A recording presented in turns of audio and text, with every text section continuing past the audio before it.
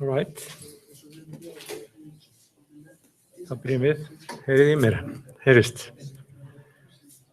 Ok, í dag þá skiptum við yfir í síðasta kaflan, kafla 5. Þetta svona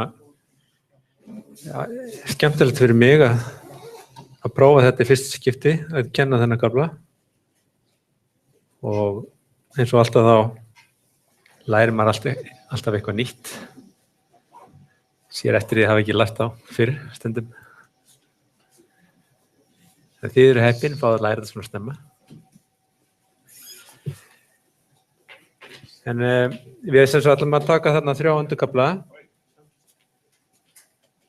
og byrjum að þessum sem fjalla röðun, enn og meir röðun, en sérstaklega hérna röðun á strengjum. Og við ætlum að skoða nokkrar aðferðir sem allar byggjast eða aðalega aðferð sem tengjast þessari hugmynd hérna, að telja, nota gildið í strengnum eða raunir stöfunum til þess að telja hversu margir eru af því tagi. Og við útfærum þetta síðan í almennir reiknit tvenns konar, svona grunntöluröðun eða radix sort. Og síðan skoðum við variasjón af quicksort sem er sérhæfð fyrir strengi. Og lokum kemur sem aukaefni viðskeytisfylki, sem er mjög áhugavert. En skoðum fyrst hérna varðandi strengi. Strengir náttúrulega eitthvað sem við höfum all unnið með og svona grundvallar eining. Notum þetta í næstu allir tölvuvinnslu. Forritin jú eins konar strengjavinnsla og tölvupóstur. En síðan líka ýmiss konar tölvuvinnsla sem sérstaklega hönnuð varðandi textavinnslu og eða ekki hvað síst hérna lífupplýsingafræði er dæmi svona mjög víðtæka strengjavinnslu. Það má rauninu segja að megnið af mikið til hægt að lýsa þessu sem eins konar strengjum. Þetta DNA sem lýsir hvernig við erum bæði sem skepnur og líka sem einstaklingar. Þessu er allt kóðað í þetta DNA. Og það má segja að í þessu fólki svona forrit lífsins, eins og það kalla það. All right. Og við vinnum með strengir náttúrulega sambland runa af stöfum. Hver stafur þá einhver takmörkuð eining sem hefur eitthvað ákveðið fast gildi. Nú í upphafi var stafur, það var litið á staf sem svona 8-bita einingu. Jafnvel ennþá fyrir var litið á sem 7-bita og fyrsti staðallinn fyrir stafasett var hérna ASCII eða American Standard Code for Information Interchange sem skilgreininni fyrstu 128 stafina og af þeim eru fyrstu 32 teknu frá fyrir ýmiss konar control tákn, til að mynda return eða tab eru þarna kóðuð. Þannig að eftir sitja bara einhver 95 stafir. En til að vinna önnur tungumál sem ekki nýta bara enska stafróð, þá þurftu náttúrulega fleiri og endanum voru settir upp ýmiss konar staðlar til að vinna með víðari stafasett. Og svo kallar latin 1 staðall fyrir alla Vestur-Evrópu í rauninni og við vorum heppin að komast þar inn líka. Já. Þetta verður að setja svart mynd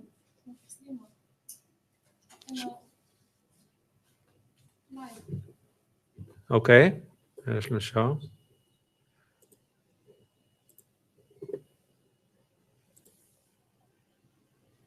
Það kannski dottið út þetta screen sharing.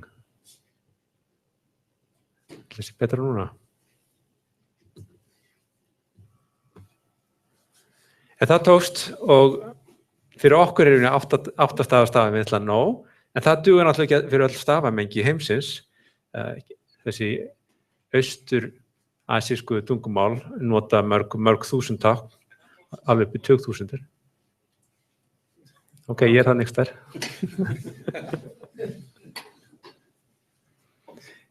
Þetta svona eins og Back to the Future, maður hittir svona gamla útgáfa sjálfur sér. Þetta akkurat dagur Back to the Future, ekki satt.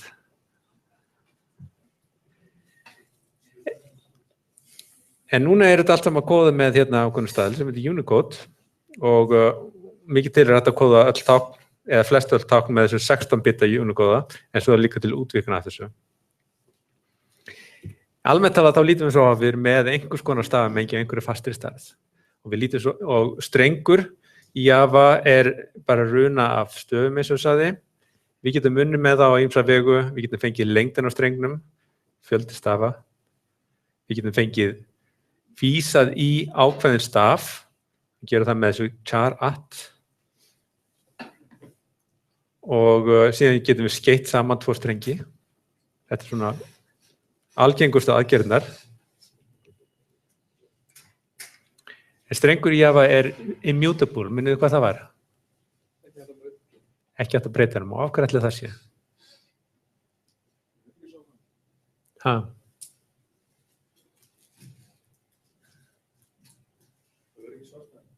Það meðal annars af öryggisástæðum, já.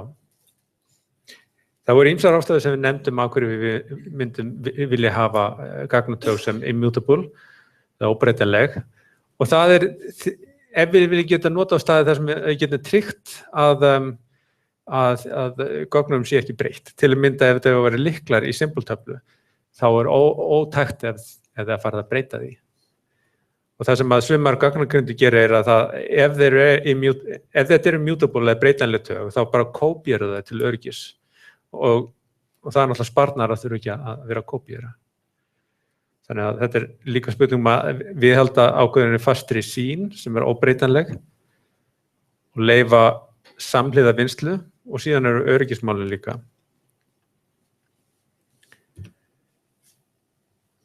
Nú, þessar aðgerðir sem við tölum eru síðan útfærðar í Java-safninu og hver aðgerð tekur ákveðin tíma. Sumar aðgerðir hægt að gera á mjög hraðvirkan hátt, lengð, og það vegna þess að með strengnum er geymd lengdin. Við vitum lengdina á þeim, að þetta er óbreytanlegt, þá þurfum við ekki að telja því hver skipti, við bara geta haldið þessu ákveðnu tölu. Líka það er hægt að vísa í hvaða staf sem með á konstant tíma. Það er vegna þess að þetta er geymt sem fylki, það er bara að indexera inn í fylkið. En það að skeyta saman strengjum það tekur tíma sem réttu hlutfalli við lengdina á báðum strengjanum og það er vegna þess að þá þurfum að búa til nýja streng sem inniheldur báða hinn strengina þegar við þurfum að afrita þessa báða. Og það er náttúrulega mikilvægt að vita hvaða aðgerðir eru sem eru dýrar og hvaða aðgerðir eru ódýrar. Og þetta getur skipt töluverðu máli. Hérna dæmi til dæmis, hvernig ætlum við að fara að því að búa til nýjan streng einn í einu, til að mynda ef við ætlum að gera fallið reverse sem snýr við strengnum, snýr við röðun og stöðunum. Með þessum aðgerðum við getum notað hérna charat og við getum notað samskeytingu eða concatenation, bara tekið fremsta stafinn, haft hann aftastan, tekið aft, eins og þetta er gert hérna þá er afturstafurinn tekið fyrst og síðan er næsta staf skeytt fyrir aftan og næsta staf skeytt fyrir aftan og svo framvegis. En þessi aðferð virkar ekki mjög vel. Við tekur quadratic time. Af hverju? Byggja alltaf nýja streng á hvern stað og byggja til nýja streng sem á stærri lengd og þá lesa alltaf aftur í. Akkurat. Við erum alltaf hérna að gera samskeytingu þegar við búum alltaf til nýja streng. Þannig að kostnaði við umferð í hérna er lengd mínus y. Og ef við sumum þetta upp þá fyrir öll gildi að þá erum við að fá út eitthvað sem er réttur hlutfalli en í öðru deilt með 2. Þessi gamla summa sem við rekumst alltaf á. Hvað getum við þá gert í staðinn? Akkurat, það er fall sem heitir string builder sem akkurat sér hæft til þess að gera svona hluti. Þar getur við gert append með staf og þá bætir bara stafnum við aftast. Og þá má ímynda sér að þetta sé útfært sem eins konar stakkanlegt fylki. Þannig að meðalkostnaður og aðgerð þá konstant. Þetta á dæmið það mikilvægt að átta sig á hvaða eiginleika, performance eiginleika hefur þetta API eða þetta gagnatag sem við erum að vinna með.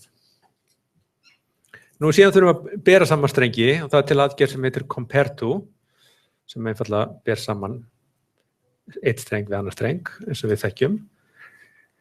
Og hvað er kostnað við þá aðgerð? Nú er það ekki lengur fasti vegna þess að við getum ekki borið saman tvo strengi sér svona. Við þurfum að fara í gegnum það og bera það staf fyrir staf. Þannig að við getum stoppað þegar að það kemur stafir sem er mismunandi. Sem segir okkur á kostnaðinu þá í réttu hlutfalli lengdina og lengsta sameiginlega forskeyti. Það er að segja hérna, þetta forskeyti sameiginlegt pref, svo breytist það hérna í næsta staf. Og óhjákvæmilega þurfum að skoða okkur í gegnum alla þessa 4 og síðan endum við hérna á 5. stafnum. Og í versta falli er þetta tvöfaldvaf, þar sem tvöfaldvaf er lengdin á strengjunum. En það getur oft verið minna þetta. Og það er ástæðan fyrir að við viljum skoða sérstaklega röðuna á strengjum. Það spynnum kostnaðin við þessar samanburðaraðgerðir. Til að mynda, ef við tökum 2 strengi á handahófi, hvað þurfum við að bera saman marga stafi að meðaltali?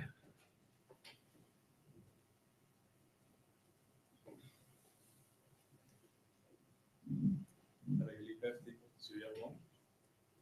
Það er mismunandi og konstant tíma þessu ólíkt. Það er ekki langt algengast. Jú, þú veist í hvoru er undan og hinum. Já. Það er ekki langt algengast að fyrsti stafurinn segir til að það eru 200 og eitthvað möguleg stafir þannig að mjög líklegt að fyrsti stafurinn sé mismunandi. Akkúrat. Ef þetta er af handahófi og ef allir stafir eru jafn líklegir, það er alltaf stór forsenda að gefa okkur reyndar.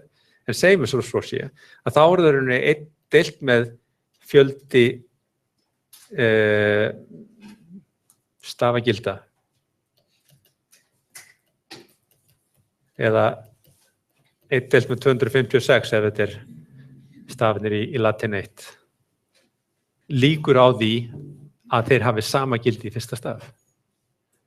Þannig að það eru yfirgnæfandi líkur að við þurfum bara að bera saman eitt staf. Þannig að meðaltali erum við að bera saman bara 1,1 staf kannski, sem er náttúrulega mjög gott. En það er að meðaltali gefni þessari forsendu. Og vandamál náttúrulega gerist þegar að við erum með marga strengi sem byrja mjög líkir og það er ekki fyrir inn í lokin sem eru öðruvísi. Hérna það er talið upp lista yfir stafasett. Hérna er þessi ASCII-stafir, 128, þessi sem kallað Extended ASCII og þetta Latin 1 er eitt dæmi slíkt stafasamingi. Síðan Unicode, 16 bita. En síðan er ýmissa önnur sett. Það er náttúrulega, eins og til dæmis tölustafir eru stafasett með 10 gildum. Hex er ein leið til að tákna hlutina. Það er með 16 tákn. Þú getur verið með uppercase-stafi, það eru 26. En síðan getur líka verið með þessa sértækusmengi, eins og til dæmis DNA-mengi, þar sem eru bara 4 stafir, ACTG, ACGT, eða prótín sem eru 20 og þar fram eftir götunum. Og það skiptir okkur ekki rauninu máli þannig séð hvaða stafasætti við erum að vinna með. Það er bara þessi fasti hérna R sem táknar hvað eru margir stafir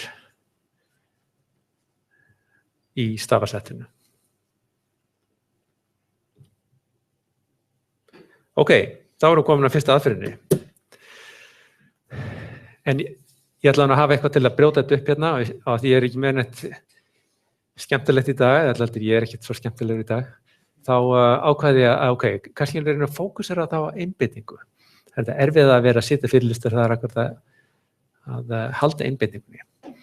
Og aðalvandamlega er að hafa heimil á huganum, því hann vill alltaf fara út allt, maður fyrir hugsa býtu, hvað ætla ég að fara eldi kvöld, hvað með hann Jón sem að vera að hringja mig hérna daginn, eða svo er þessi verkefni sem ég ætti að gera, meðan maður ættir að vera í núinu að reyna að einbeita sér að því sem er að skoða. Ok, þannig ég er með hérna eina klassíska æfingu, bara til þess að ná okkur hérna aftur inn í núveruna. Það er að hérna anda. það er að gefa okkur bara 20 sekundur, nú bara andiði og hlustiði á andadráttinn.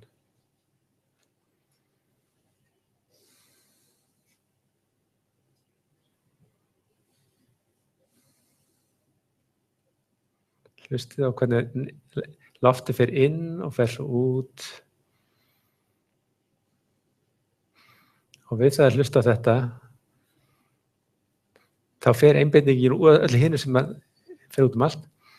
Við getum einbeitt sem bara þessu einfalda.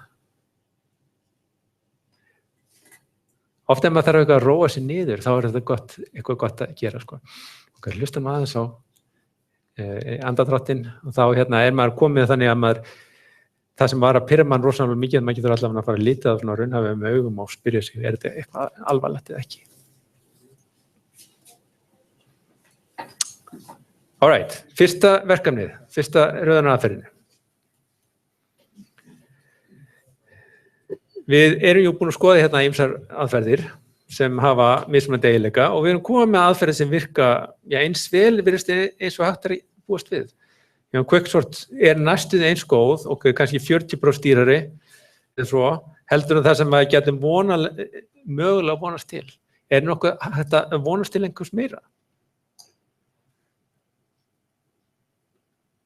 Er hægt að gera eitthvað betur?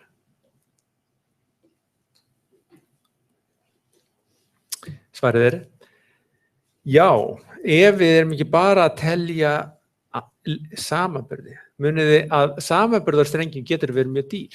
Þannig að þó við erum að gera fáar aðgerðir, ef hver aðgerð er mjög dýr, þá er heildarkostnaður ekki nægilega góður. Það sem við höfum áhuga að gera er að telja fjölda stafa samanburða eða aðgerðir á stafina. Og það sem ætlum að gefa okkur hérna er það að við erum með lykla sem eru það heiltölur á bilinu 0 upp í R-1. Þetta er R-stafir í stafasettinu. Við ætlum að nota þennan lykil, þennan staf, sem vísi inn í fylki. Þetta er svona eins og við notum hérna hakkatöflur, ekki satt. Það notum við hakkagildið sem bendi inn í fylki. Og þá þurfum við ekki að gera samanburðum, þá erum við strax búin að finna rétta staðin þar sem við eigum að vera, ef svo maður segja. Hérna er þá dæmi eitthvað sem var að þessu tagi. Við erum með einhvers konar gögn, eins og til dæmis nemendur og hópana þeirra, og hópanúmerin.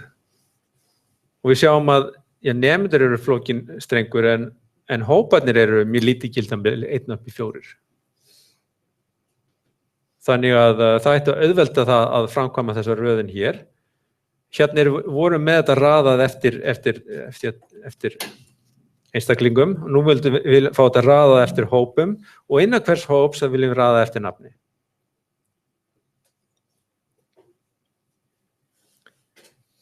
Nú, að vegna þess að við erum með gögn sem ekki bara þessi lykill, heldur líka eitthvað sem hangir á honum, þá ekki nóg að bara telja hvað margir með gildið 1 hérna. Heldur þurfum við líka að setja þessu gögn á réttan stað. Við megum ekki týna því sem hangir utan á lyklunum.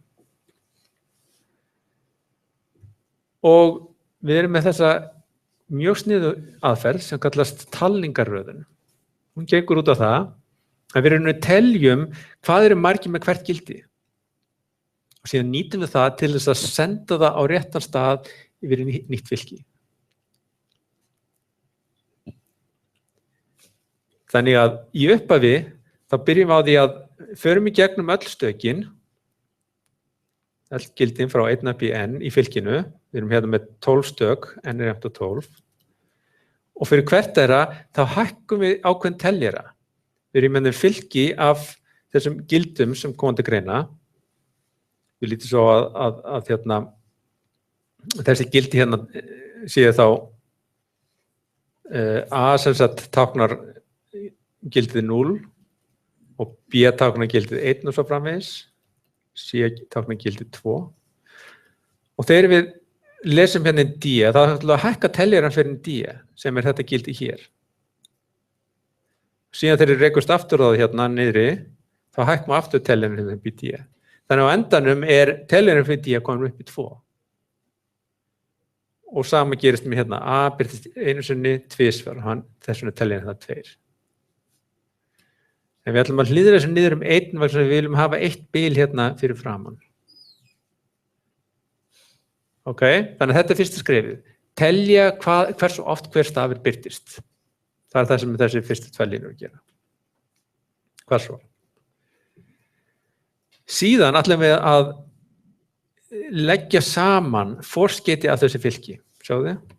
Við vorum með þetta fylki hérna 0, 2, 3, 1, 2 og við ætlum að hafa það þannig að gildið sem hérna, það var 2, manstu, en núna táknar það 8 vegna þess að það summan af öllu gildina sem var hérna fyrir ofan. 2, 3, 1, 2 er 7, 8. Ok? Þannig að gildið hér ætti þá að vera 10, gildið hér á að vera 13. Og það akkur... 8 plus 1 er 9, segi ég. Og það plus 3 er 12. Það er 9 og 12. Og hvað segir þetta okkur? Jú, það sem þetta segir hérna er það að fyrsta gildi fyrir D þá að fara í hólf númer 8. Af hverju? Vegna þess að það eru 8 tölur hérna í þessu fylki sem eru með gildi sem minna heldur en D. Það eru 2 með gildið A, 3 með gildið C og 1 með gildið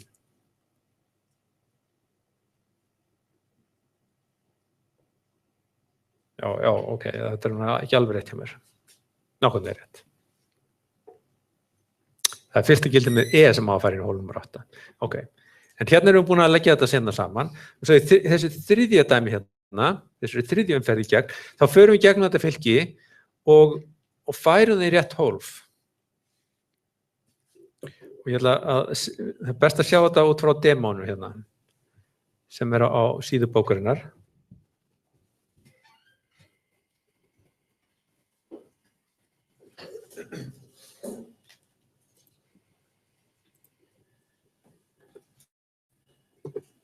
Þannig að við erum hér, key index counting.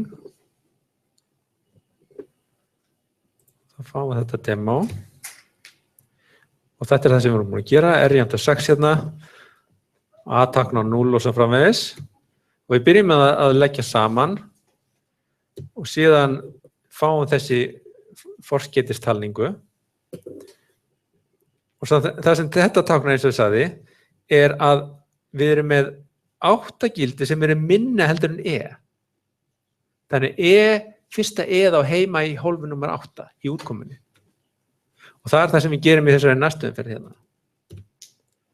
Hérna ætlum við síðan að labba í gegnum stökin í fylkinu og setja það á réttan stað.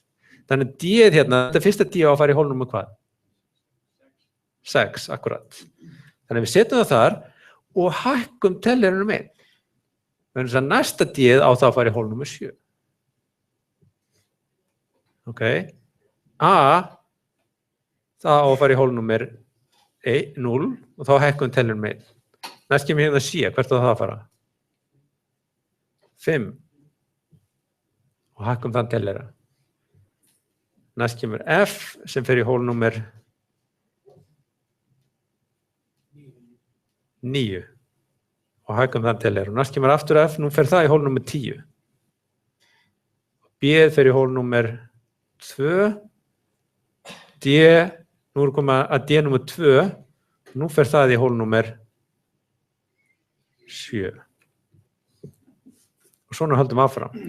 B, F, B, E og A. Allt komið hérna yfir og komið í rétta röð. Og síðasta lykkjan er það bara til þess að kópíera þetta fylki yfir í upphaflega fylkið. Og þá er það komið. Þannig að trikkið er þetta að telja hversu oft hvert gildi kemur upp, taka síðan forskeytisummun af því og nota það sem staðsetningar yfir hvar næsta gildi á að fara. Það getur raðið á réttan stað.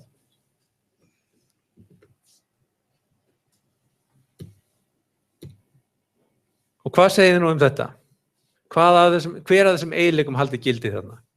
tímaflækjan segir n plus r, plássið sé í réttu hlutfalli við n plus r, þessi stöðu aðferð, öll af því sem fyrir ofan, eða ég veit ekki. Ég þetta hafa einhver tellir að láta ykkur hérna. Hvað segirðu? N er stærðin af fylkinu og R er fjöldi stafa. Fjöldi mögulegra stafa.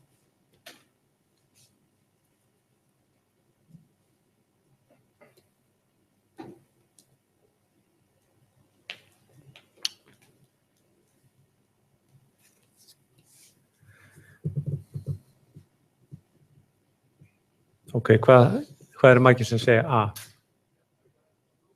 Engin. B. C. D. 5. E. 7. Ok, þá eru 30 sem ekki er rétt upp hendi. Rétta svarið er D. Þetta er allt saman rétt. Tímaflækjan er rétt við n plus r. Þetta getum við séð einfallega á þessari, bara á lykkjunum. Við höfum n hérna, n hér, r hér, n hér. Hver umferðið hverju lykkju er bara konstant. Ein eða tvær raunni tilvísunir í fylki. Plássið, hvað er þetta mikið auka pláss? Jú, við þurfum með þetta talningafylki, það er að stærðin R, við þurfum þetta auka fylki sem er að stærðin N. Þannig að það er dálítið auka pláss sem við þurfum. Stöðugt. Já, þetta er stöðugt, vegna þess að ef við tókuð eftir hvað gerðist þegar við vorum að skoða hérna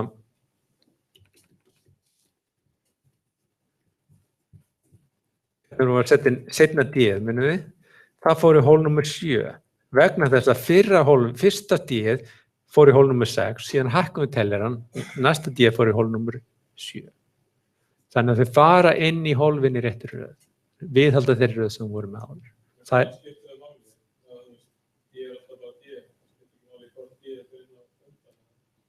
Það skiptir ekki máli ef þetta væri bara þessi gildi.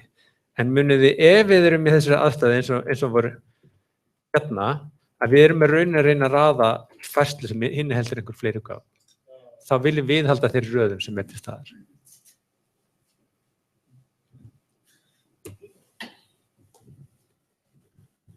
Þú veist ekki að raða nöfnunum innbyrðis.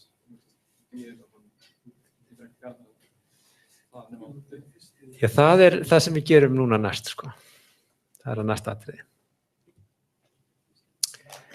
Ok, hvað gerum við þá til þess að auka endurbendinguna? Ég var að hugsa að láta líkamann ekki trufla sig, þá þarf maður svona að teygja úr sér af og til.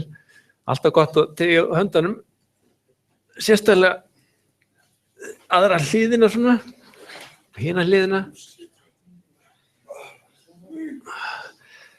Gott að teygja aðeins hérna á örmanum svona.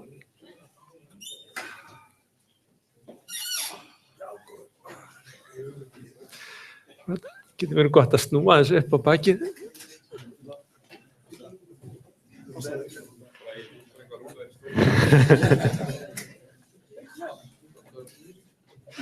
Og hoppa svona til að frá.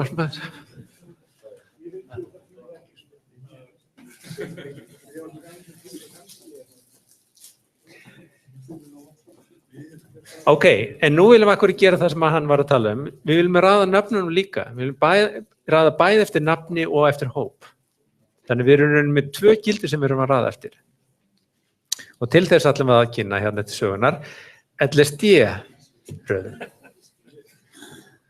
Eða Least Significant Digit First strengjaröðun. Þannig að við röðum þessum, ef við erum með, lítum svo að hver eining innihaldi til dæmis 3 stafi, það röðum fyrst eftir aftarstafnum, síðan miðstafnum og síðan fremstastafnum. Og þannig að dæmi væri hér þá, hérna, tökum þetta fylki hérna Röðum eftir aftasta staf, fáum þessa röðun hér. Röðum síðan eftir miðstafnum og lokum eftir fyrsta stafnum. Og nú sjáum við að þetta allt komið í rétta röð. Ef við skoðum til dæmis þeir sem eru með F-ið, þeir eru innbyrðis raðaðir rétt líka eftir öðrum lykli. Og af þeim sem eru með jafngildi í fyrstu 2 hólfanum, þá eru þeir rétt raðaðir eftir 3. gildinu. Þetta er ástæðan af hverju höfum við verið að tala um stöðugar raðanir fram og tilbaka. Það er nákvæmlega til að geta gert akkurat þetta. Ef röðun er ekki stöðug, þá viðheldur hún ekki þessari innbyrðis röðun á stökunum sem vorum búin að leiða út hérna í fyrsta umferð eða aðra umferð, og þá hverfur þetta hérna í lokaumferðinni. En ef aðferðin er stöðug, þá er þessi röðun á aftasta hólstakið, henn er áfram viðhaldið hérna í þeim stökum sem kom hérna seinna. Þannig þetta er nú alltaf sönd. Þetta er leið til þess að taka strengi með fáum stöfum og raða þeim hraðvirkan hátt. Hérna erum við bara með 3 stafi. Við getum litið svo að það fer síðan eftir fjölda þeirra stafa sem við erum að vinna með, hversu langan tíma tekur. Fyrsta leið þurfum að sannfæra okkur að þetta sé nú að virka í réttri röð, þetta skilar réttri niðurstöðu. Og leiðin til þess er að rökstuða með þrepun, það er að segja, eftir umferð númer I, þá eru strenginir raðaðir samkvæmt síðustu í stöfunum. Sem þýðir að eftir fyrstu umferð þá er það raðað eftir fyrsta stafnum, eftir aftasta stafnum. Eftir aðra umferð þá er það raðað eftir öftustu 2. Og síðan ef við erum með D umferðir, lokin eftir umferð D, þá er það raðað eftir öllum stöðum. Og það er ekki erfitt að sjá það, vegna þess að, þegar við gerum einu umferð, þá náttúrulega röðum við þeim eftir þeim staf sem við erum að raða. Þannig ef þeir eru mismunandi gildi á þeim staf, ef við erum með hérna 2 strengi sem innihalda, segjum A og X eitthvað og síðan B og X eitthvað. Og þá náttúrulega fyrst við röðum á þessu hérna, þá viðhalda þessari röðun hér. En hvað ef við erum með strengi sem eru raðar er svona AX, T og síðan AY, J. Þá er málið að vegna þess að þeir komi í þessari röð í umferðinni hérna á undan, næstir við röðum eftir samkvæmt þessum staf hér, þá af því að við notum stöðu og röð, þá viðhelstu röðun á þessum 2 hér. Þannig að hver umferðurinni, hún fjölgar þeim dálkum sem eru gefið til kynna í hvaða röð þeir eru. Okay. Það á ekki vera erfitt að sannfæra sig þetta hvaða rök sem maður nota til þess. En maður verður að gera þetta akkurat þessu öfugur röð. Og við erum að nýta okkur það. Og ein afleiðing líka er það, svo þessi heildarröðun er þá stöðug, vegna þess að hvert þrep í henni sem var notað er stöðugt. Og þá er þetta allur kóðinn. Það sem við raunum erum bara að gera bara eina lykkju hérna utan á þessa talningarröðun. Við erum hérna með þessa 2 fasta, annars vegar fjölda stafa og hins vegar lengdin, fjölda strengja og til að auka fylgi og síðan gerum við D-umferðir af þessari talningarröðun. Einu sem breytist hérna er akkurat þetta hér. Í staðinn fyrir að nota gildið sjálft, þá er að nota þetta hérna sem er stafur í hólfi númer D í fylkinu, í stakinu. Þannig að við erum að bera stökin saman samkvæmt staf númer D. Þar sem D byrjar á aftasta staf og enda síðan á fremsta stafnum. Þess vegna er þetta röð.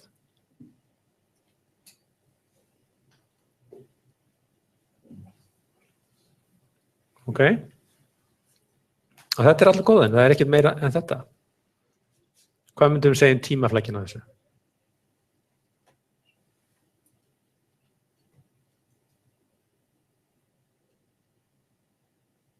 Það er nú ekki erfitt að... Akkurat. Við erum með 12 umferðir hérna og þetta hérna tók jú n+r, er réttur hlutfallið við það. Þannig að heildarkostnaður er þá það sinnum 12. Svo lengi sem r er minna en r, r er minna en n, þá er þetta mestalagi n og þannig að kostnaður er þá n sinnum 12 sem er lítið svo lengi sem 12 er minna en til dæmis log n. Þannig að fer eftir því. Þetta er stöðuaðferð. Nú þarf þetta auka pláss sem talningarröðinu þarf. En þetta er góð Vesturfalls-niðurstaða. En þetta krefst þess að við séum með lykla af sömu lengd. Þessi öll gildin séu með jafn langa stafi. Að fremst á alla strengi og fyrir sömu niðurstöðu. Okay. Jú, það er hægt að gera það með því að bæta einhverju aftast við strengina. Já. Þannig að þetta fyll upp í það eins og allir sömu stærð. Þannig að því er ákveðin kostnað að þurfa að gera það. Það væri þetta aldrei vandamáli ef þetta er virkilega mjög mislangir strengir.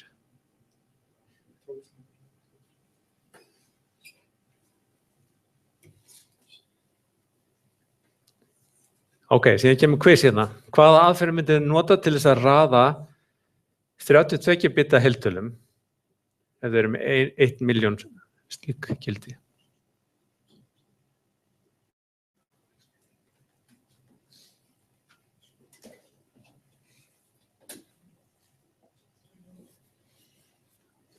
Er það jafn dreifð? Já, það er ekki sagt hvað það er, hvernig gildið eru. Við getum ekki endilega gefa okkur það að þetta sé jafn dreift, nei. Já, það er svona hóflega random, já, kannski.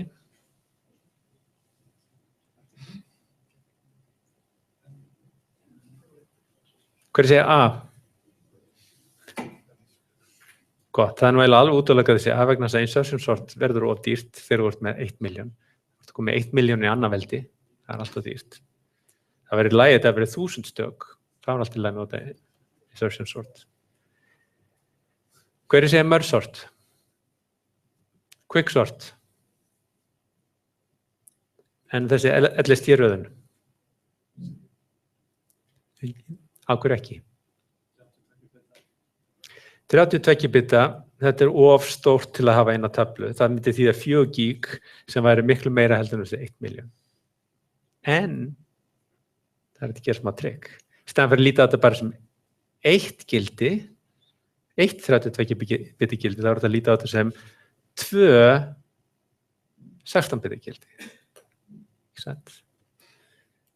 1 32 bita gildi er jú samanstendur af 2 16 bita. Og hvað eru mörg 16 bita gildi? Hvað er það stórt stafasett?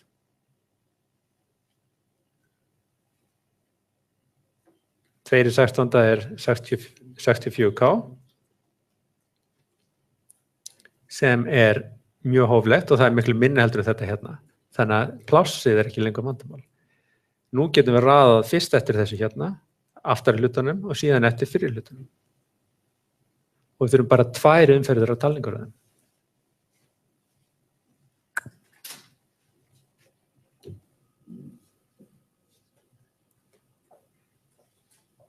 Hvað með rosalega fjölda 128 bita tölum?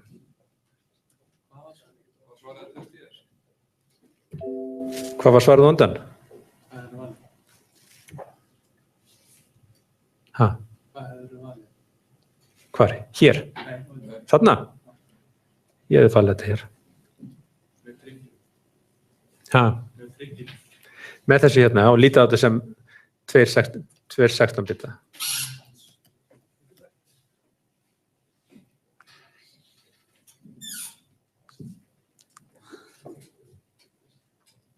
Við sjáum að sko log n af milljón er það bil 20, meðan að þetta er bara 2, það óhjákvæmilega hlýtur að vera ódýrara. Þetta er dæmi dæmi bróði. Já, akkur ekki. Maður þarf ekki að hugsa að þennan hátt, ekki sett. Hérna er fullt af random 128 bitatölum. Ég veit ekki, er þetta ekki sama svarið? Hérna myndi ég bara nota einfalda talningaröðin. Nei, 128 bitatölur, já, ekki. Ég tala þessum gildi af stæðinu 128. Hvað segir þið hérna? Það getur ekki verið insertion sort ef þetta er að vera virkilega huge.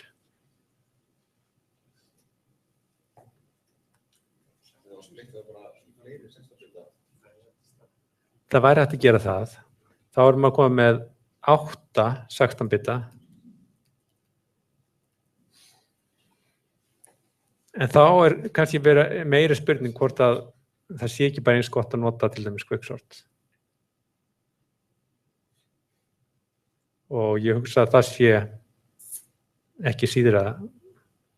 Þannig í fyrirlutanum, af hverju hættur að splitta upp í svona 16 bita, þú splitta ekki í 8 bita? Góð spurning, af hverju?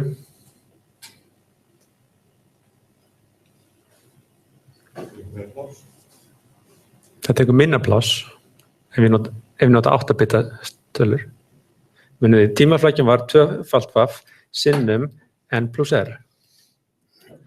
Ef við erum með r jafnt og 16 bita, þá er þetta 64k, meðan þetta hérna var 10 í hvað, 7. Ok. Þetta hérna er þá 2 sinnum þetta. Ef við erum með 8 bita gildi, þá verður þetta raunin núna 12 fyrir 4. R-ið er orðið minna, það er bara 256. Það hvort er bara lagt við milljónina. Og þetta hér skiptir raunin engum máli. Eftir situr að þetta ætti að vera helmingu fljótlegra heldur en að raða eftir 8 bita gildi. Því sem næst. Þannig að þú vilt velja þetta raunin þannig að þú sért að fara sem næst raunin þegar fjölda gilda, stærðan af fylkin þú ert að reyna að raða eftir.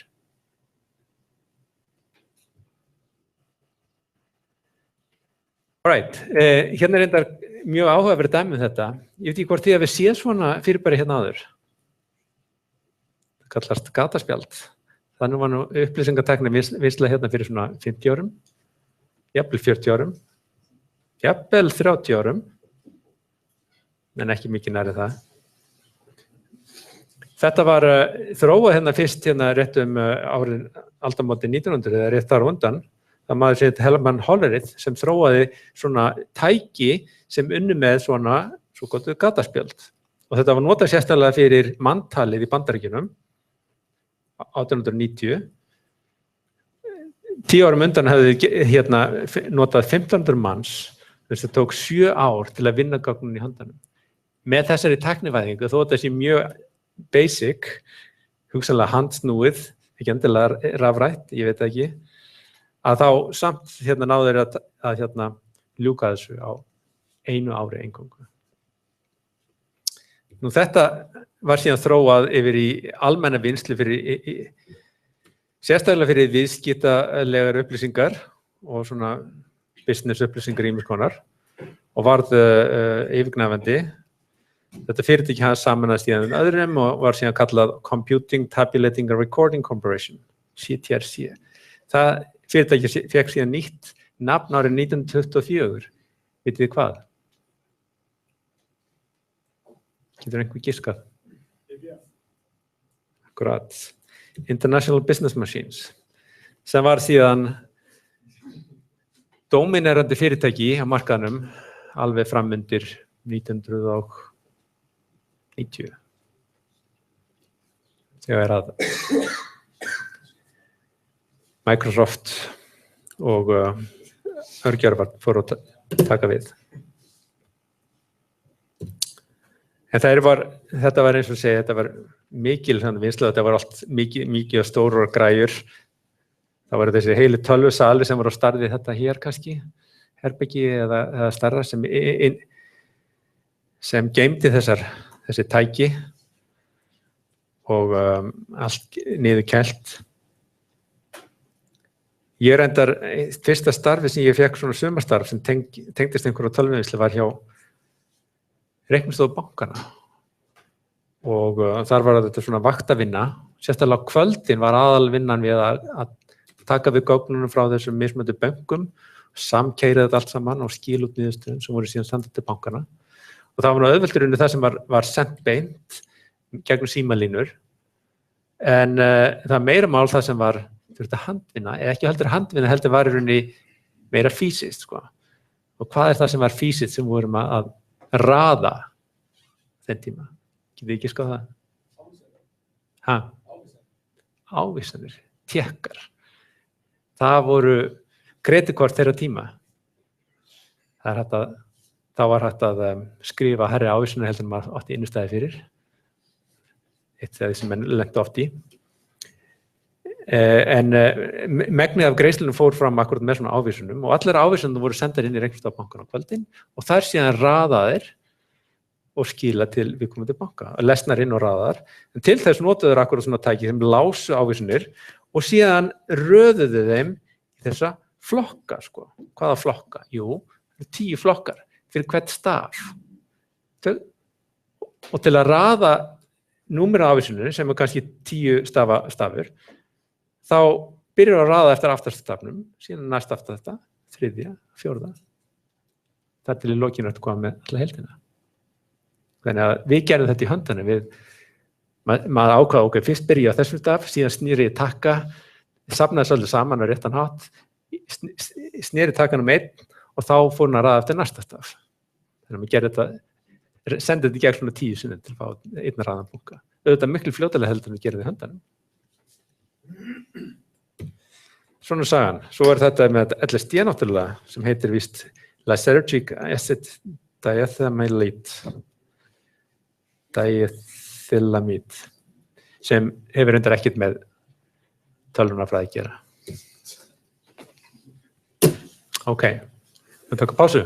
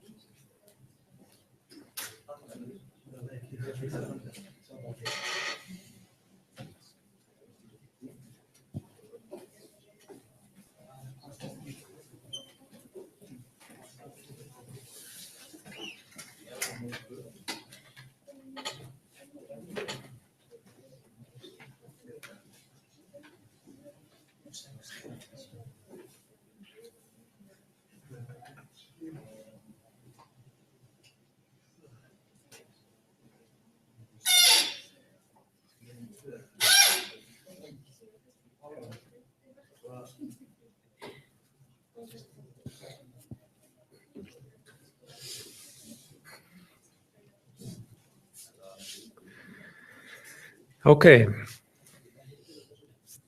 þá skulum við halda fram. Skoði hérna varja svona fyrir sama tema. Það verið LSD, þá var hún komin yfir í MSD, eða Most Significant Digit röðin. Hvað myndi það þýða? Ef við gerum það bara beint af augum, þá fáum við einhverja tóma vitlis út. Það er að segja, ef við byrjum að raða eftir fremsta stafnum, þá fáum við út þetta hér, og síðan eftir miðstafnum og síðan síðast eftir aftarstafnum, þá fáum við þetta fylki hér sem er alls ekki raðað. Þannig að hvað getur þetta átt þá við? Það er hugmyndin svo að þessi gildi hérna er komin á réttan stað. Það þarf bara að raða innbyrðis. Og við beitum þeirri hugmynd endurkvæmt. Þannig að þegar við framkvæmum talningarröðina á fyrsta dálkinn, þá lítum svo á að þetta talningarfylki er að skipta fylkinu upp í þessar einingar. Það sem að tveir hérna gefur til kynna að þessi blokk hér fyrir B-in, hún byrjar í hólfi 2 og endar í hólfinu sem er næst og undan blokkinu þar sem að C byrjar sem er í hólfi 5. Þannig að talningarfylki gefur okkur svona skiptingu. Nú þurfum bara að raða hverjum hluta fyrir sig. Þetta kallast stundum föturröðin, bucket sort. Þess að við erum búin að senda gögnin í þessar fötur. Þar sem að hver svona blokk myndar eina fötu. Nú þurfum bara að raða fötunum innbyrðis.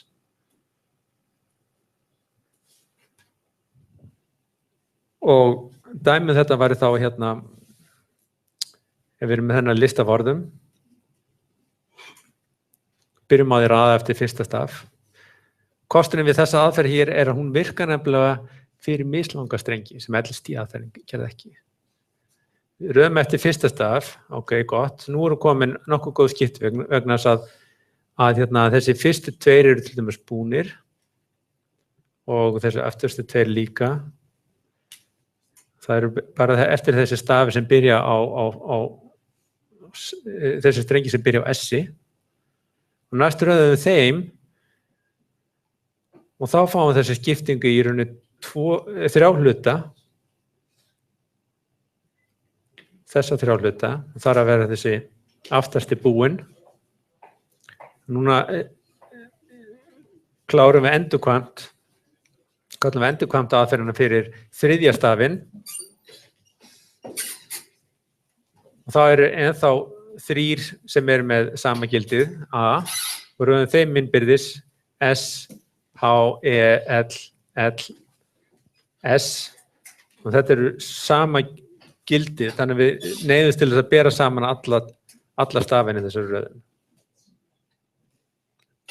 En við erum komin út á enda og síðan klárum við hérna þessa blokk sem var hér, klárum hana hérna með því að aftur við þurfum að bera það saman alla stafina vegna þess að þetta er jú sami stafurinn, sami strengurinn.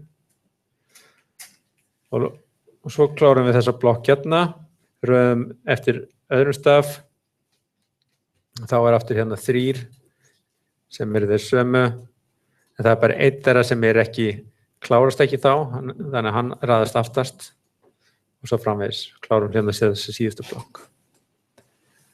Og við sjáum við fáum svona 3 af blokkum sem við svona fínpussum alltaf, verða alltaf fínn og fínni þar til við komum bara inn 1 stak hverju leyfi. Þá er klárast úr röðunin. Og leiðin til þess að líta á meðhandla mislanga stafi er að nota eitthvað aftasta tákn, eitthvað sem er gefið til kynna að þetta sé aftasta stafurinn. Og þá bætum við auka staf sem er minni heldur en allir aðrar stafir. Akkur er minni?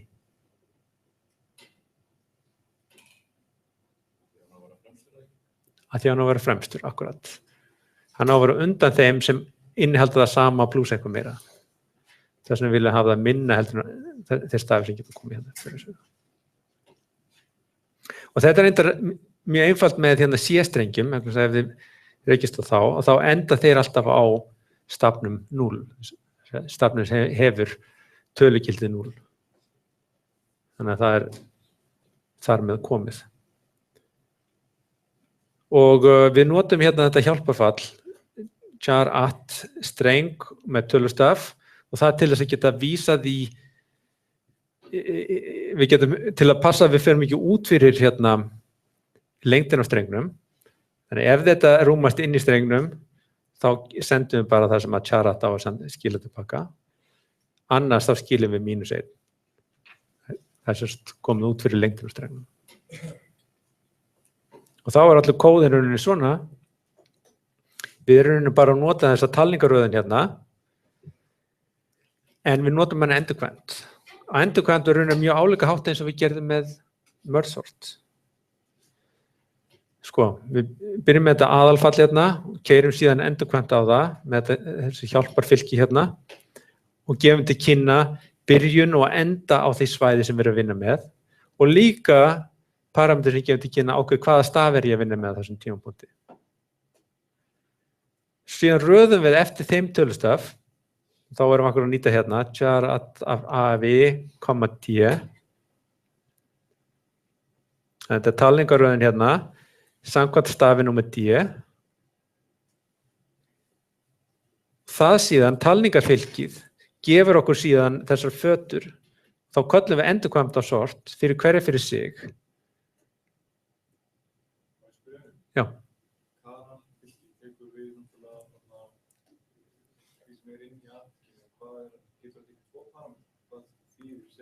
Já, rifjum appur það sem var hérna. Það tekur 2 parametrar, annars var strengin og hins vegar stafanúmerið sem það á að vera. Þannig ef ég gerir char at af þessu hérna, 3, þá gefur það mér L. Ef ég gerir char at af þessum streng hérna, 7, þá myndi það vera hérna fyrir utan, þá skilar hann með -1. Þannig að það er rauninni það eini sem breytist hérna er akkurat þetta, nota þetta char at til þess að ná í gildi sem við ætlum að nota til þess að telja eftir, til að nota sem vísi. Og eins og segi, þessi talningarfylki gefur okkur akkurat þessa talningu hérna sem gefur okkur þessa skiptingu og nú viljum við kalla endurkvæmt á hvern hóp hér. Þá fæst með því að gera, ok, þetta er byrjunin og endurinn er þá þetta gildi hérna -1. Sjá. Þetta er byrjunin og þetta er endurinn mínus 1. En ef við takjum kannski eftir, akkur 2 hérna og 1, akkur bætist við 1 núna sem var ekki hérna áður.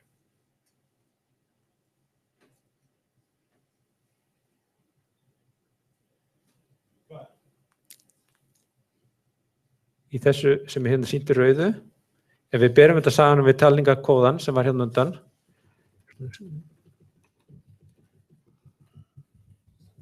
langar tíma að komast í hann, hérna.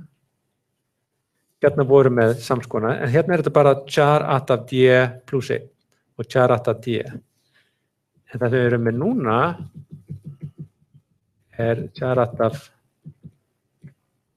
d plus 2 og plus 1.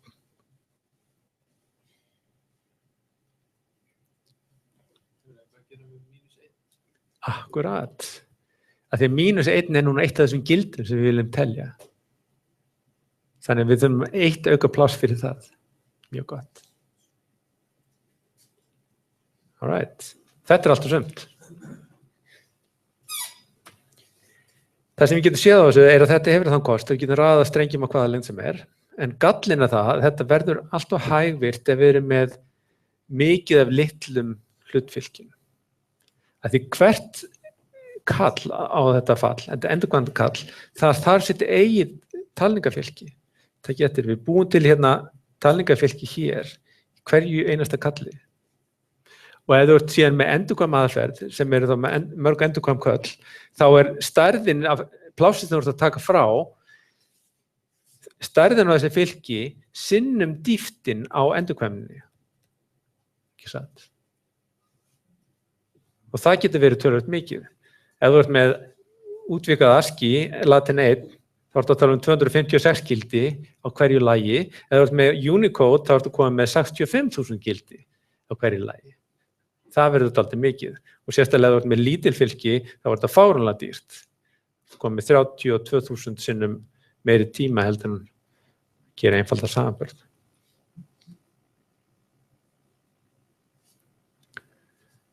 Og út af þessar endurkvæmni þá ertu með mikið af svona litlum smá fylgjum.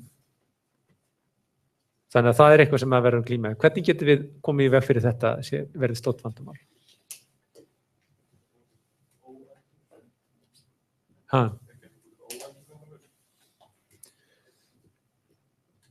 Það er hægt að einhverju leyti, já, en maður þarf samt sem maður að geyma á staflanum það sem maður er að vinna með. Þetta er sett upp svona endurkvæmt.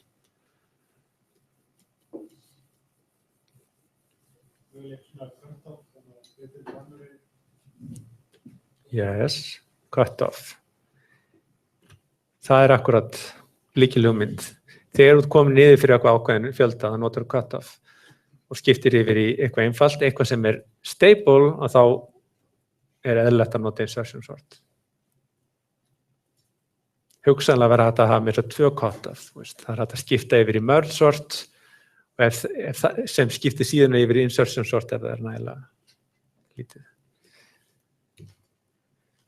En þá þurfum við að breyta insertion sort aðeins, það er að segja að við þurfum að breyta notkunina á þessu less samanburðinum, þannig að sé að bera saman þessa tölustafi. Þannig að við breytum skilningur á þessu less aðgerð, þannig að hann taki við í rauninni númer á staf sem hann ætla að bera saman og þannig að já, hún byrjar að bera saman út frá tölustaf D, það er það sem ég meina. Þannig við erum með lykkju út frá staf D og þaðan á eftir berum saman þess að 2 stafi.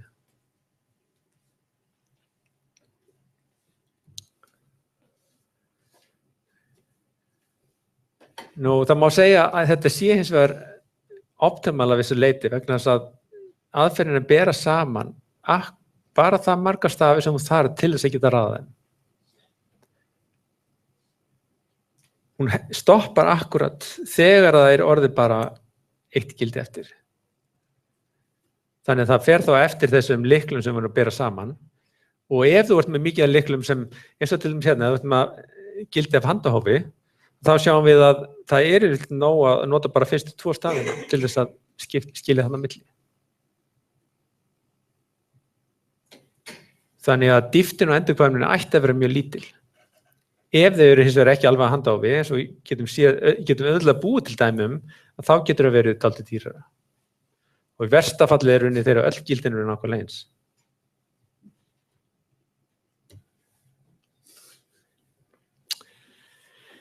En þetta er nú hérna samantekt á þessum aðferðum. Við erum hérna með búin að kynna til söguna LSD, MSD. LSD virkar bara fyrir strengi af sömu lengd. MSD virkar fyrir mismunandi lengdir. Tímaflækjan er samskona í versta falli. En þetta hefur dálítið mismunandi eiginleika. Það er mun meiri plássnotkun í MSD sem er eitthvað sem maður þarf að hafa í huga. Ef eins og þetta er stök af handahófi, þá virkar þetta töluvert vel. Það er hægt að leiða út formúla á þessu tagi sem getur borið saman við það sem er til dæmis í merge-sort. Í staðinn fyrir þessi log af grunntölu 2, þá er þetta log með grunntölu r sem er þá áberandi minna.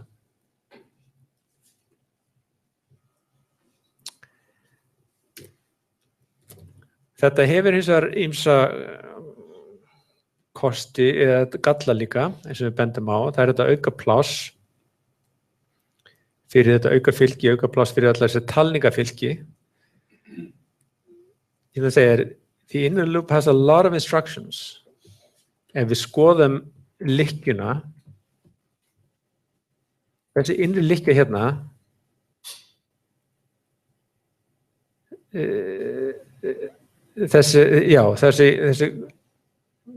þessi reikningur sem við framkvæmum hérna, þetta er bara réttu hlutfall við lengdina á þeim fjölda staka, en við erum að gera allmarga samanburði, allmarga reikninga, tiltölulega samanburði við hérna quicksort til dæmis, þar sem að fjöldi aðgerða þarna er lítill. Síðan annað sem er erfitt að átta sig á kannski núna, en það er hægt að sjá að við erum að vísa í minni hingað og þangað. Vegna þess að við erum jú að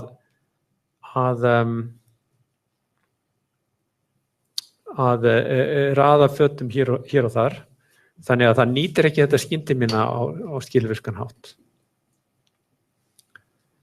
Ef við berum þetta saman quicksort, gallinn við quicksort myndi vera að það er meiri kostnaður við þessa samanburði og það þarf að fara í gegnum marga stafi í hverjum lykli ef það er mikið af stöfum sem eru sameiginlegir. Þess að væri náttúrulega æskilegt að reyna saman á kostina þessum tveim aðferðum. Forðast að bera saman alltaf aftur og aftur þess að sömu fyrstu stafi í strengjunum. Á sama tíma hafa kóða sem er svona þéttur, litla, skilvirka lykkju, nýti skyndiminni vel.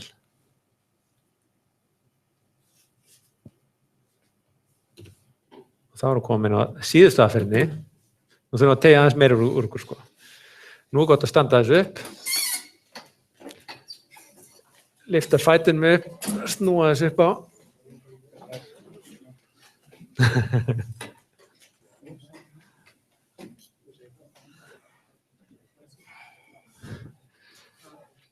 Vinda ofan að maður verður alltaf svona meira og meira hókin. Það er gott að gera svona aðferðir sem hérna.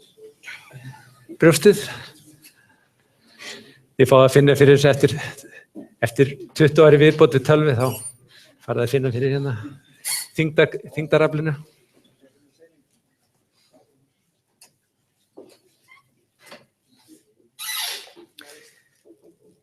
Alright, nú ætlum við að hérna endurbæta quicksort, þannig að virkir sérstæðlega vel fyrir strengi. Og hugmyndin er svo að beita þessari three-way quicksort hugmynd. Þannig við erum bara að beita þeirra hugmynd beint.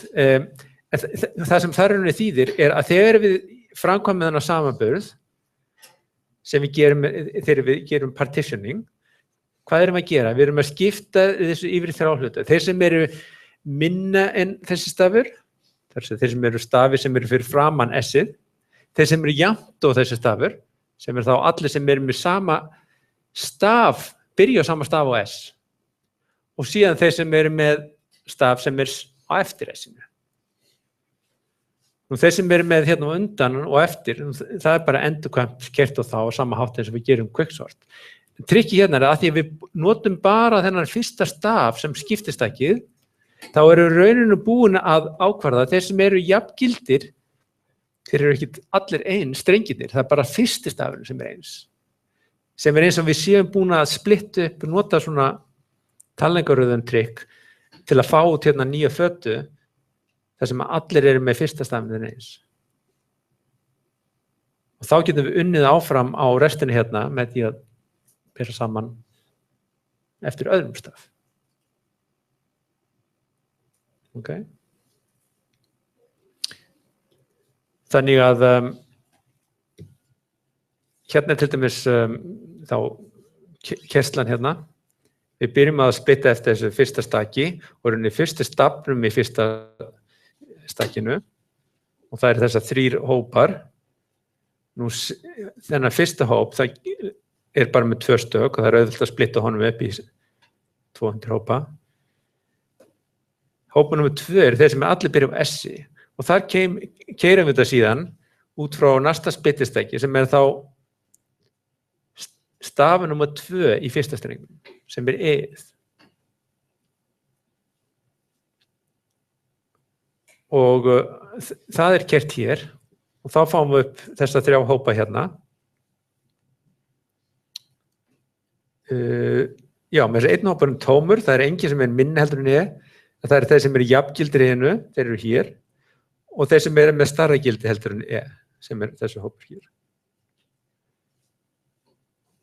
Og hérna erum við komin niður á síðan 3. stafinn, splittum eftir I, fáum þá 2 hópa, og síðan næst splittum við eftir S-i, og aftur þá fáum við 2 hópa, þar til við komum niður á það. Eða komum niður á hérna lágmarksstærð.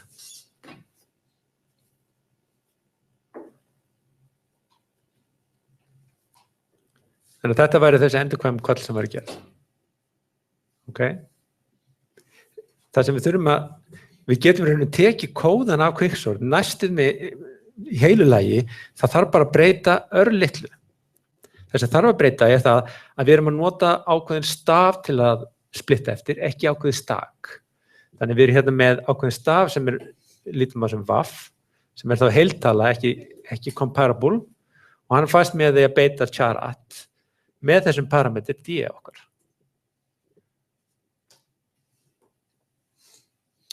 Þá sjáum við erum að gera 3 endurkvæmföll.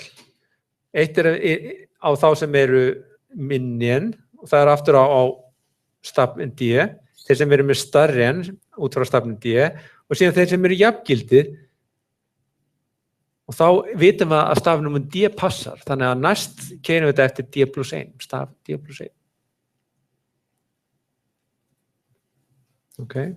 Og síðan þarf bara að breyta hérna, akkurat við sækjum þennan staf og síðan samaburðurinn sem ég gerði hérna, hann er gerður út frá þessum staf. Öðruleyti er kóðinn næstum nákvæmlega eins.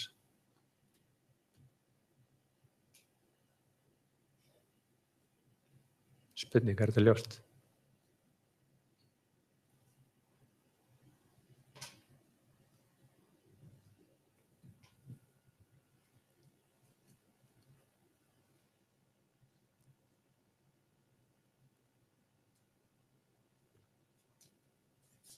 Engar spurningar og ekki ljóst heldur.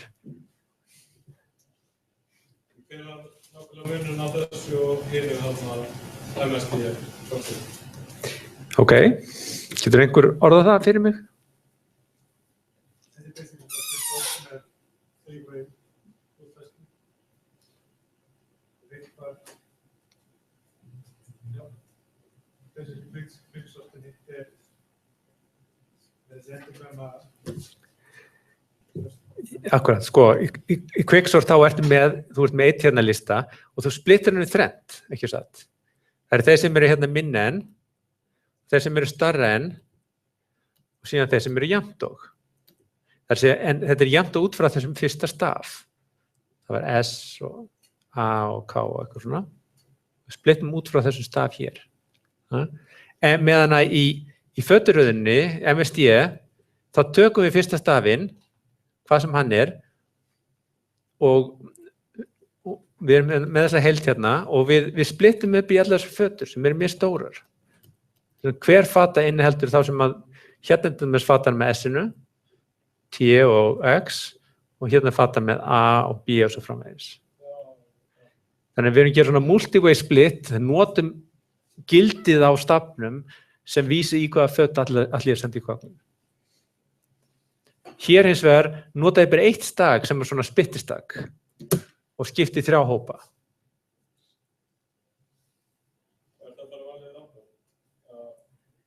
Já, það er gert eins og áður. Við notum mjög þarna munniði shuffle til að byrja með, til að þetta verði svona dálítið random og síðan það eru bara fyrsta stagi í fylkinu, þessu shufflaða fylki sem er notað.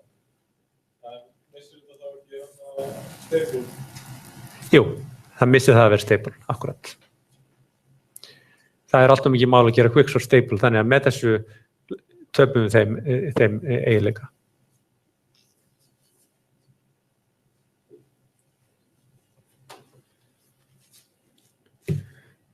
Þannig að þetta er kóðinn og þetta, með þessu náum við virkilega góðri nýtingu vegna þess að meðan við erum að gera þetta marga samanburði á strengjum, þá erum við að gera þetta marga samanburði á stöfum í þessari strengjaútgáfu quicksort.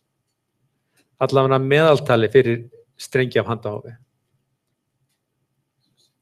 Þannig að við forðumst að vera að bera saman alltaf sömu forskeytin, þannig að við erum búin að taka fyrir þá stafi.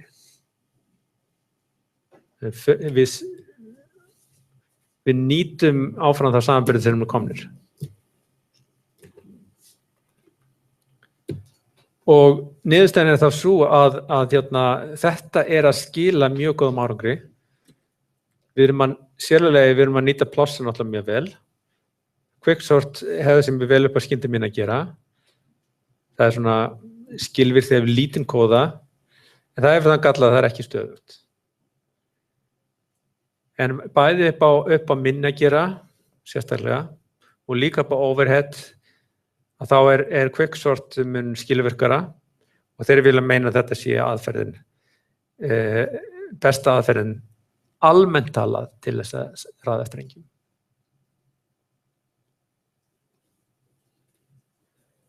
Ef við erum náttúrulega með strengjar fastri stærð, til dæmis bara lengd 2, þá er mjög eðlilegt að nota LST. En ef við erum með variable lengd strengi, þá er almennt talað þessi quicksort útgáfa ætti að vera betri heldur en MST útgáfa. Ef að staple er bara skilyrði að requirement, er þá þessi MST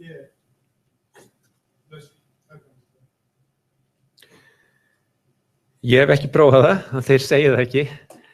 Þá vantarlega myndir þú þurfa að gera eitthvað annað. Ég meðan þú getur nota merge sort líka, ekki satt. Bara einhverju bara standard röðunarferð, já. Ef allir strengir eru byrja á sama stað, þá ekki komin í verðsum. Það er ekki stefn. Ef allir stafir byrja á sama staf, ef allir strengir byrja á sama staf, já. Ertu þá ekki vandræðum með því að stabil, ef þetta er ekki staple? Það er bara fyrsta skiptið það er að vinna grein.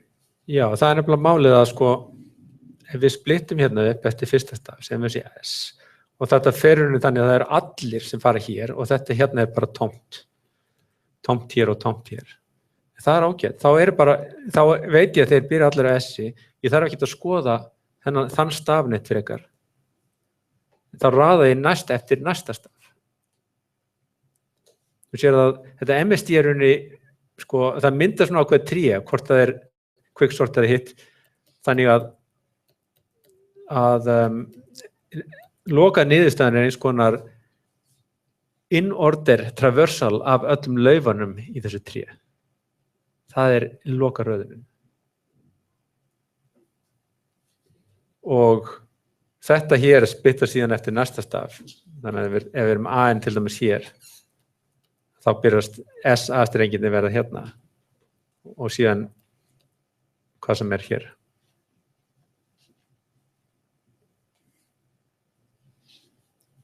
Þannig að nei, að því að við erum gerum þetta svona aðskilið, þá verður ekkert vandamál upp á stability, nei. Að því að þetta við erum ekki að blanda þið saman, meðan að sko LSD og þessi talningaröðun, þú ert að vinna með allt safnið í einu. Þess vegna þarf þetta að passa upp á að þetta sé stöðugt milli fasa. Hérna ertu búin að aðskilja þetta, þannig að þetta aðskildur hópar. Þannig að það ekkert vandamál með að þú ruglar þessu saman.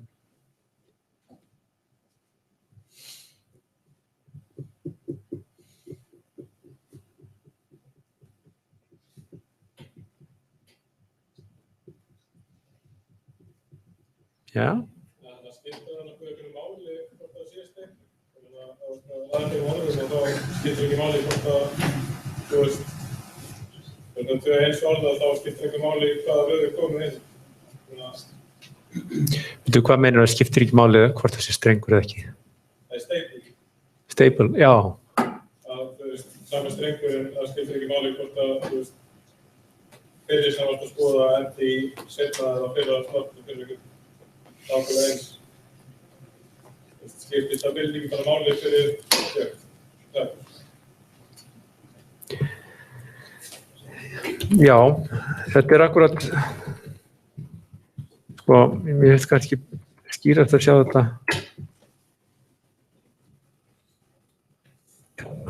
Þessari mynd, þessari útkrotuðu mynd.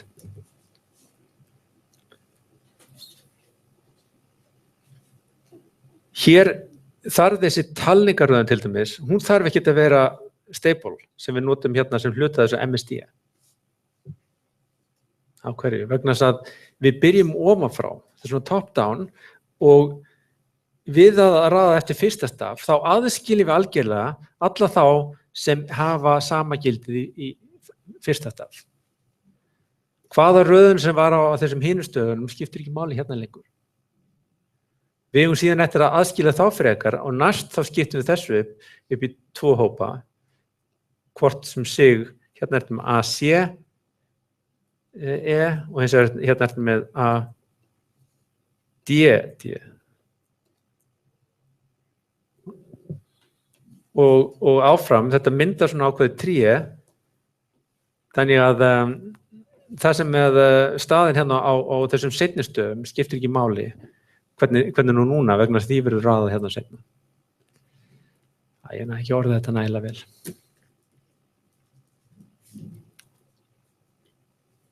Þetta svona mín tilraun. Þannig að það þarf ekki að vera stöðugt í þessar aðferð. Það mikilvægt að sé stöðugt í LSD-inu.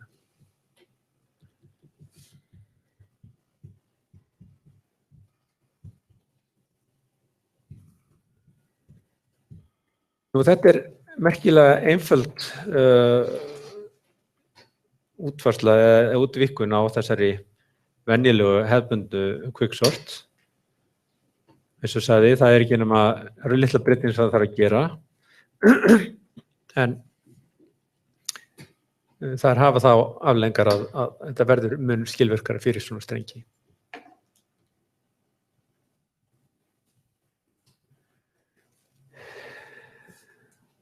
Og þá getum við borið saman núna hérna 3-way string quicksort og hinnar aðgerðirnar. Plásnotkun lykilatriði. Plásnotkun quicksort rauninni fer eftir í stærðin á staflanum sem við að vinna með. Dýptin á staflanum. Og nú verður dýptin nokkurn veginn log n. Hérna getur líka tengst sko fjölda stafa. Þannig að meðaltali ættir að fá eitthvað sem logaritmins pluss þessi fjöldi stafa sem mjög lítið. Meðan að plásnotkun hér orðið getur auðvitað verið mjög rífleg.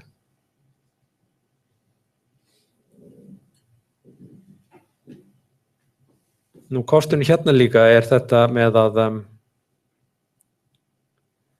að fjöldi samanburði sem við framkvæmum. Já, hérna, það er akkurat þetta hér sem er kannski sniðað, sko, er að þetta er unni fjöldi stafa samanburða.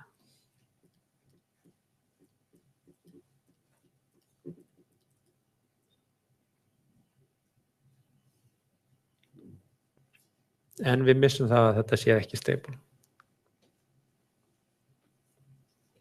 Er eitthvað stofnbundið mál að útfæra þessar verksöktum og svona primitive þarna breytum? Og fá svipaða niðurstöðu og verksöktum er. Það er ekki alveg minni sem að leika þetta. Jú, það náttúrulega að gera einhverja analýsu kannski á hvað er maður að gera marga samanburði þegar maður er að merkja saman svona fylkjum. Það fer dálítið eftir því hvaða líkan maður gefur sér varðandi hvernig þeir raðast. Við sjáum kannski að eftir því sem við erum herru upp og er að merkja saman stærri og stærri fylkjum, þá er alltaf fleiri samanburði sem getum gert ráð fyrir að þurfa að gera með jafngildum stökum.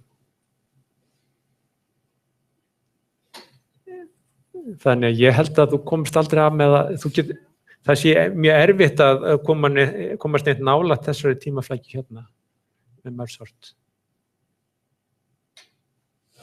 Er hægt að gera stable og myndja aftast okkar einasta orð, þú færi ekki orðin í röð og hengi fyrir einn fyrir aftan fyrsta orðið, tveir fyrir aftan annað, þrír fyrir aftan þriðja.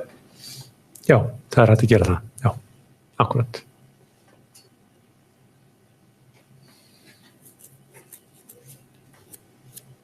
Það getur verið sniðugt trikk til þess að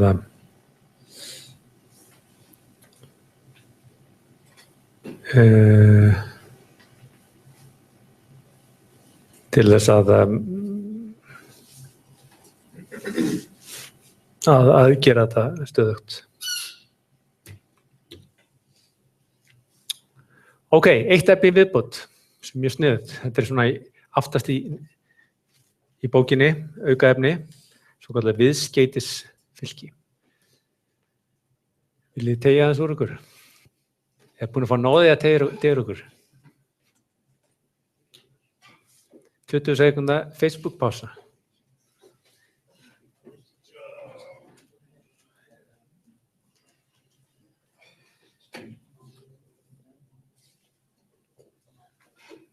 Þetta er ótrúlega sniðug hugmynd hérna, þessi viðskeytisfylki. Og það ótrúlega er að ég var raunin ekki búin að stúdera þetta neitt fyrir núna, ég var að undirbúa fyrir þessa kennslu sem er kjánulegt. En málið er að það sem við viljum geta gert er að við viljum geta unnið með einhvern langa streng og fundið öll tilvik af einum ákveðum streng. Til að mynda, við fáum hérna eina heila bók, eins og þessi, Tale hérna, eftir Dickens, og við ætlum að leita einhverjum orðum, til að mynda search. Og þá ef við skila tilbaka öllum staðsetningum á þessum orði. Til að mynda með því að gefa upp þetta kontekst, þessi orðin sem eru þar við hliðina á. Og hún finnur þarna 6 tilvik. Við hérna slærum með eitthvað annað inn og fara hérna. Það getur verið lengri strengur hrun af orðum og fáum öll þau tilvik þar sem að þessi better thing birtist. Og þetta virðist nú vera dálítið dýrt að þurfa að leita. Ég meina það er dálítið dýrt að leita streng. Virðist sem að þyrfti bara að leita í gegnum alla bókina. Sérstaklega ef maður ætlar að finna alla strengi. En þessi viðskeytisfylki eða suffixari gerir okkur kleift að gera þetta mjög skilvirkan hátt. Og mjög einfaldan. Það sem við gerum er að við búum til fylki af öllum viðskeytum. Viðskeyti er sem sagt þýðingarorðinu suffix og það táknar raunin bara strengur sem endar á sama staf og uppafstrengurinn. En getur byrjað einhvers staðar annars staðar, getur byrjað einhvers staðar í miðjunni. Til að mynda, ef þetta er uppafstrengurinn, að þá eru þetta þessi mögulegi hérna, hvað er að segja? Þessi mögulegu viðskipti. Aftast er þessi síðasta viðskipti, við nefndum bara aftaststafinn, aftastu 2, aftastu 3, aftastu 4 og svo framvegis. Og aðferðin er svo ótrúlega snyrtileg, hún bara gengur út af þetta, við búum til fylki með öllu þessi viðskiptum. Ok, þannig það er bara einfalt svona strengjafylki og síðan röðum við þessi fylki til að mynda þessa röð hér. Og hvað gerum við svo? Jú, þá finnum við bara, ef við ætlum síðan að leita að einhver ákveðnu gildi, þá bara leitum við í þessu raðaða fylki af viðskiptum. Til að mynda hérna, listin er hérna langur í þessari bók, en við ætlum að leita þessi gildi hérna, search. Þannig við notum bara tvíundaleit í þessu fylki, finnum hvar search byrjar og allir staðir þar sem að search er staðsett birtast á réttri röð í þessu raðaða viðskiptisfylki. Málið leyst.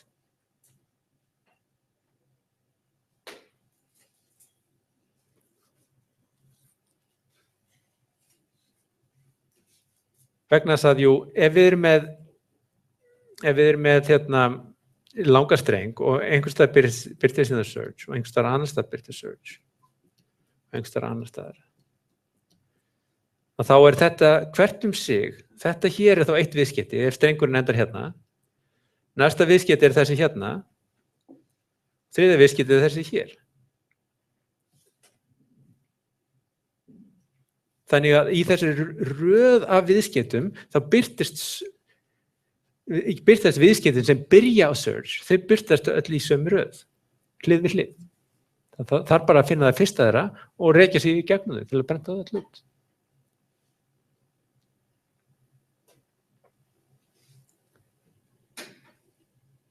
Þá myndum maður kannski spyrja sig, er þetta ekki dálítið dýrt að mynda fylki af öllum viðskiptum?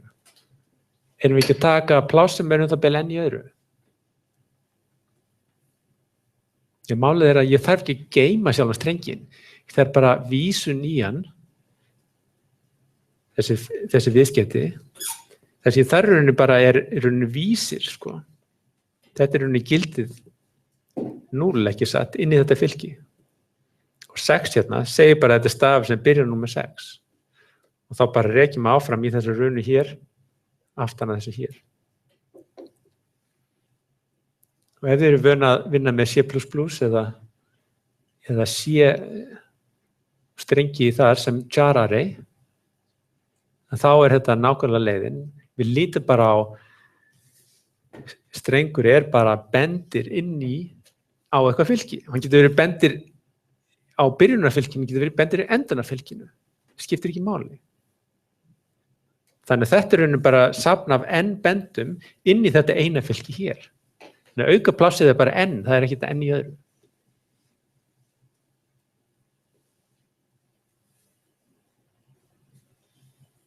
Þannig að við myndum þetta er einföld lykkja, þetta er bara búið til safn af bendum, það bendir á fyrsta staf, annar staf, þriðja staf, fjórða staf, svo framvegis. Síðan röðum við þeim eftir gildunum sem þeir benda á, strengjaröðin. Og þá getum við gert með einfaldri tvíundaleit svona keyword in context search á þetta raðaða viðskiptafylki. Og kóðinn, hann er bara þetta hér. Býja til fylki af viðskiptum, fylliðu inn með þessum hlutstrengjum, eða bendir inn í það, og síðan sendum við inn í þetta sortfall, allir þetta fylki af suffixum. Þá getum við leitað í því á hefðbundinn hátt með tvíunduleit.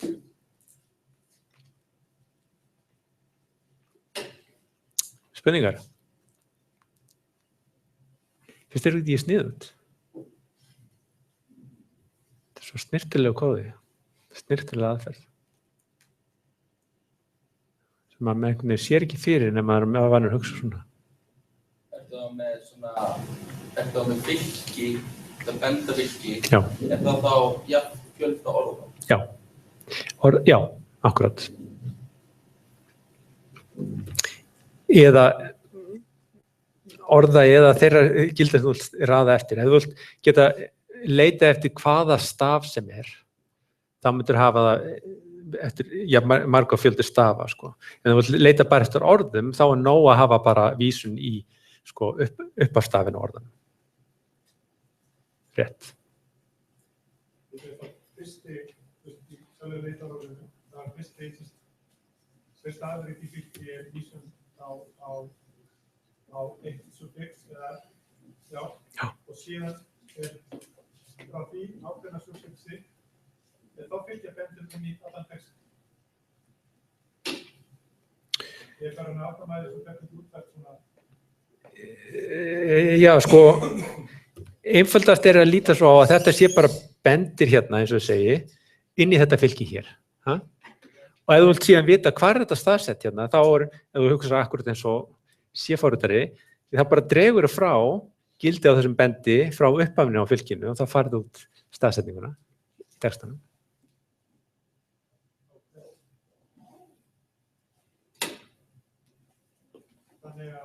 En ef þú vilt ekki gera það þannig, þá getur líka láta bara hanga hautu undan á. Ok, það er staðsetning þessum tímapunkti frá framvegis. En heildarleitin fyrst gerð á stæðsta ég þarf líka að lesa til þess að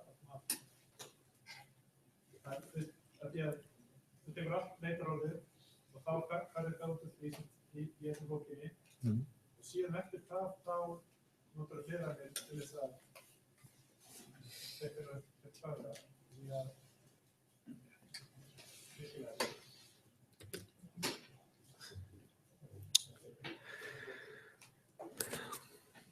Ég segjum að þetta sé sko hól númer 5 og þá er þetta hól númer 6 og 7 og 8. Þá er rauninni gildið sem er hér bara vísir í hólfið 5, hólfið 6, hólfið 7 og hólfið 8.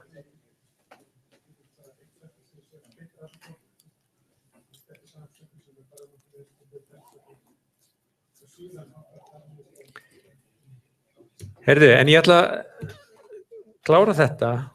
Þetta er hérna þessi einfalda lausn og þetta er það sem með dugði í þeirri bók útgáfabókin sem ég er með.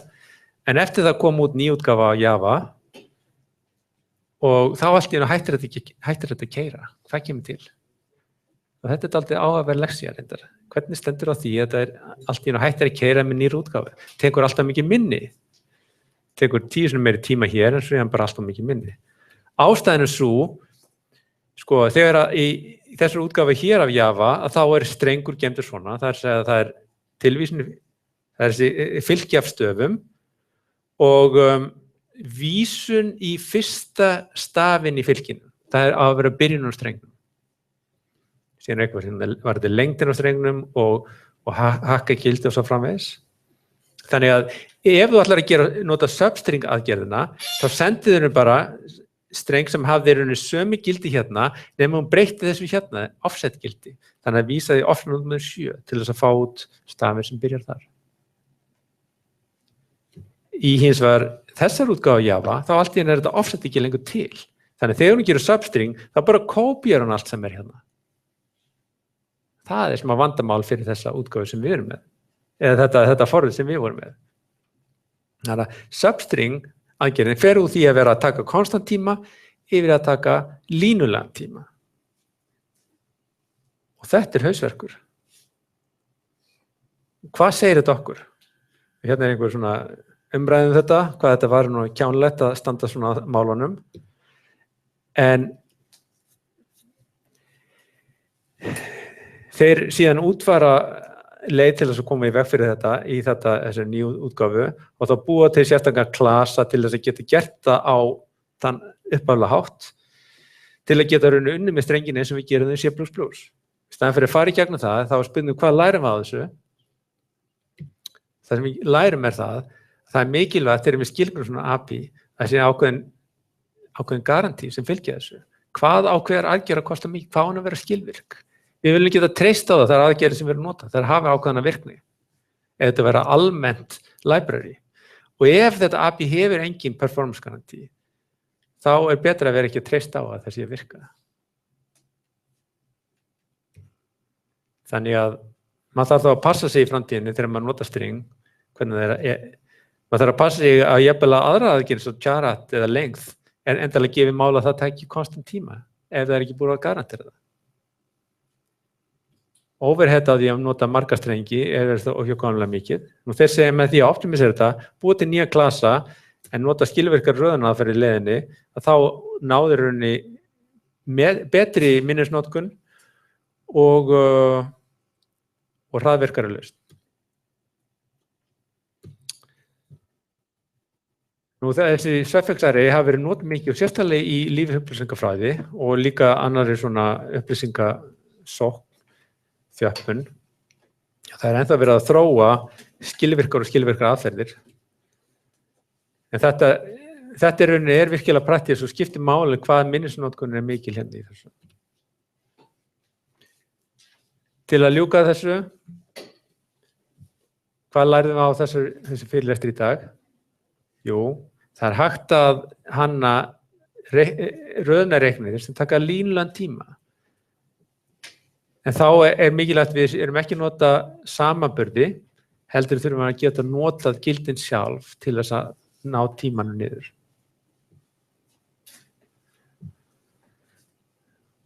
Og það verður þannig að kostnaðurinn er vex hægar heldur en heildarstærðan inntakinu.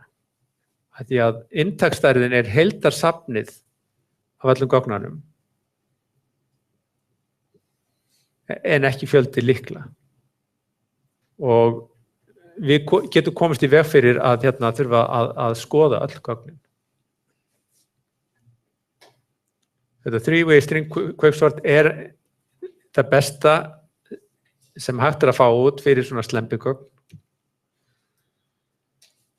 Og það sem maður verður að passa sig á er að langir strengir eru sjaldan virkilega af handahófi. Maður þarf að átta sig á hvaða strúktúr það hafa og gæti þurft að þróa einhvers konar sérhæfðreiknit. Ok. Sjáumst föstudaginn og ætlum að taka try.